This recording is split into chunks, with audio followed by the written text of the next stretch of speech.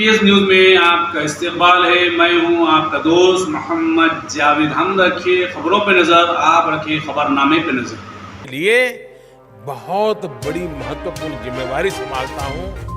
कोई काम मेरे लिए छोटा नहीं है। तब मान के चलिए सफलता आपके चरण चूमने लग जाती है।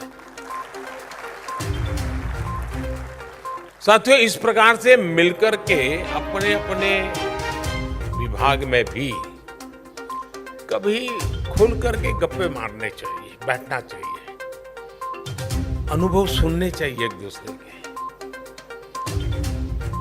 उससे बहुत लाभ होते हैं। कभी कभी क्या होता है, जब हम अकेले होते हैं हमको लगता है मैंने बहुत काम कर दिया, अगर मैं न होता तो G20 का क्या हो जाता। लेकिन जब ऐसा सुनते हैं तो पता चलता है यार, मेरे से तो ज्यादा उसने किया था, मेरे से तो ज्यादा वो कर रहा था, मुसीबत को बीच में देखो वो काम कर रहा था। तो हमें लगता है कि नहीं नहीं, मैंने जो किया तो वो तो अच्छा ही है, लेकिन औरों ने भी बहुत अच्छा किया है, तब जाकर के सफलता मिली है। जिस पल हम किसी और के सामर्थ्य को जानते हैं, उसके एफर्ट्स को जानते हैं, तब हमें ईर्ष्या भाव नहीं होता है।